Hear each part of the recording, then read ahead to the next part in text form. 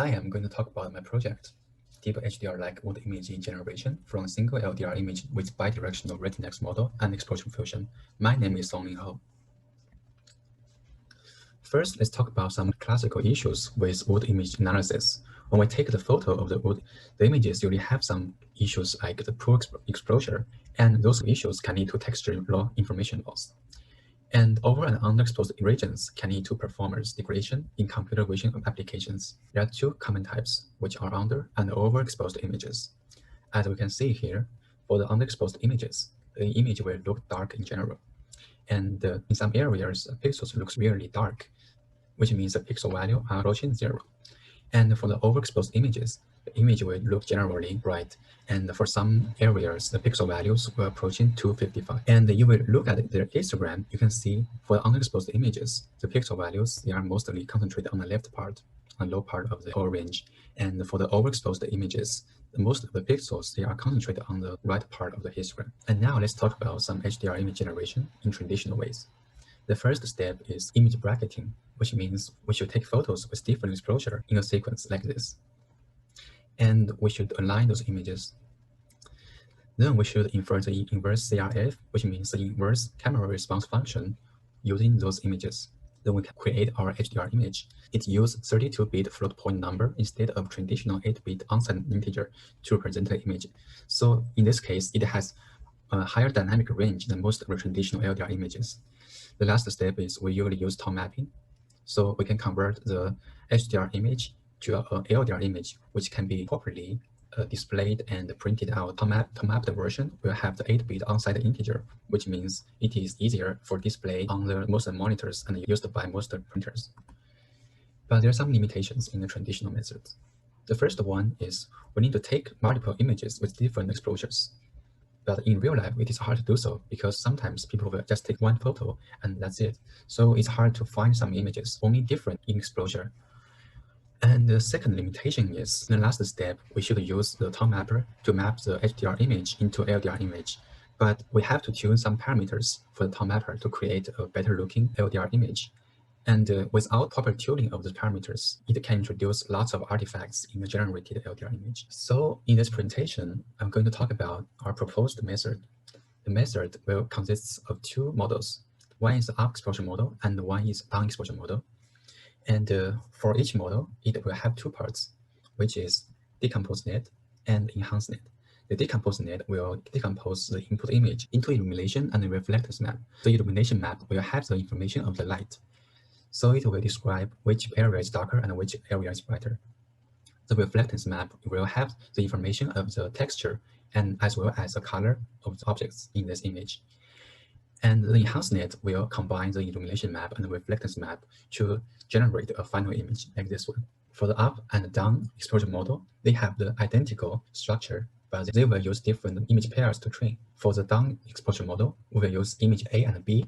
For the up exposure model, we'll use image B and C. So let's take a current look at of the down exposure model. The down exposure model will make the image darker.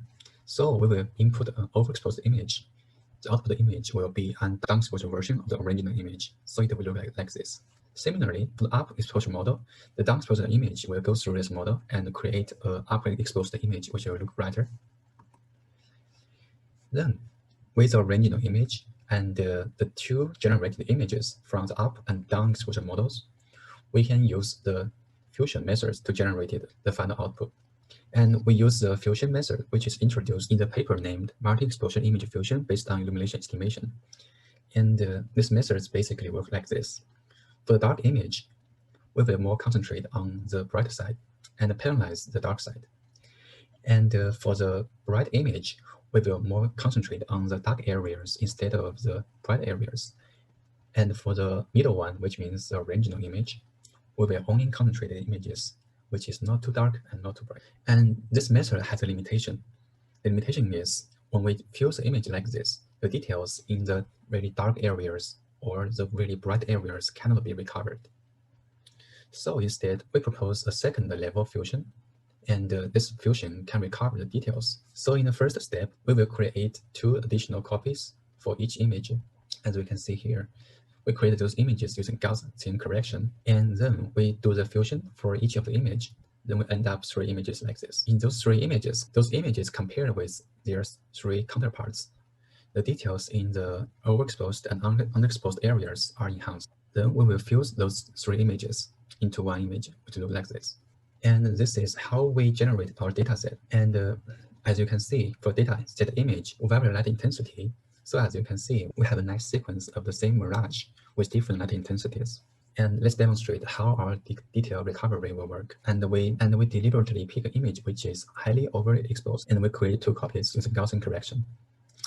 Then we use the illumination-based fusion to create this image.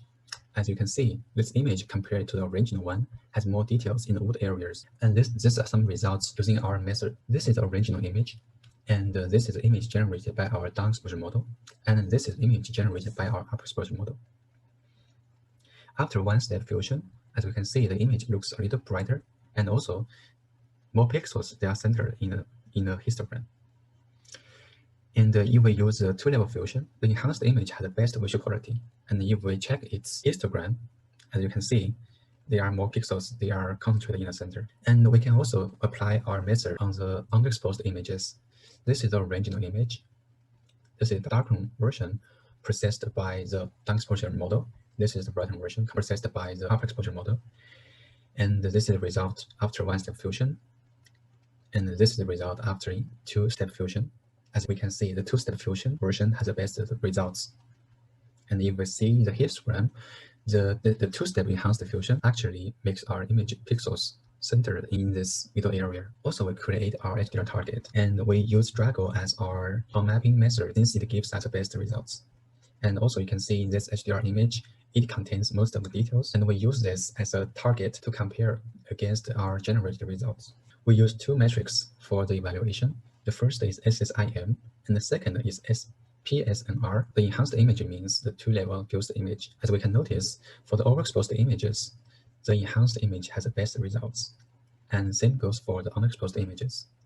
For the PNSR, we can also notice after the image is enhanced, the number of the images which has a higher PNSR scores is increased. The same goes for the unexposed images. We also plan to use a segmentation model to evaluate our model performance in terms of DICE score.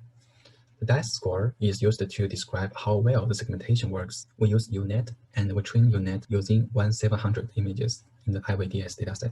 And this is the function we use to calculate our DICE score. So this is our result. For the overexposed images, we can see after the enhancement, the red bars, which indicates the enhanced image, has slightly better results than the original bright images. And this difference is more conspicuous when we talk about the underexposed images. As we can see, after the enhancement, the DICE score improves a lot. And we also compared our results with other state-of-art results. We choose HDR-CNN, ExpandNet, single HDR as the methods we compare against. And those are the results which are predicted by those methods. And this is the result of our method. Also, images are converted using the tone mapper, which is Drago. We use 1.6 gamma and 1.45 saturation when rendering those images. And if you see the first 3 lines, those are output results of the overexposed images. And if you see the last 3 lines, those are the results which are originally underexposed. So by comparison, we can see that our method shows better visual qualities than other results. And we also compared our method with other state-of-art methods in terms of SSIM, PSNR, and DSC. DSC here means DICE score. And if you see a plus sign here in the names, which means we only test and calculate on the metrics using overexposed images. And if you see a minus sign here, which means we only use underexposed images for testing. If you see the first line, those are the values tested without any enhancement. Like 2, 3, and 4, those are the results calculated using the state-of-art methods. And this is the results using our method. By comparison, we can find all the SSIM scores get increased after enhancement. And by looking at the PSNR minor score, most of the PSNR scores are getting improved after enhancement. And for some methods do not improve the DICE score very much. And generally, we can notice that the overexposed images are more difficult to enhance in terms of the SSIM, PSNR, and DICE score. And our method obtains most highest scores in the selected metrics. And our method significantly improves the DICE score, which is here, in underexposed images. and it has minor improvement in overexposed images, which generally we think it's harder. And we also want to test the effect of enhancement on images with different illumination or lightning conditions. So we first characterize the lightning condition, use L value. The L value is defined as the average value of luminance channel of an image in lab space. Those plots are the SSIM score, PSNR, and DICE score on different images with different L values. And if we compare with other methods, we can see that our methods has generally the most consistent performance on images on different illumination conditions compared with other methods. Thank you.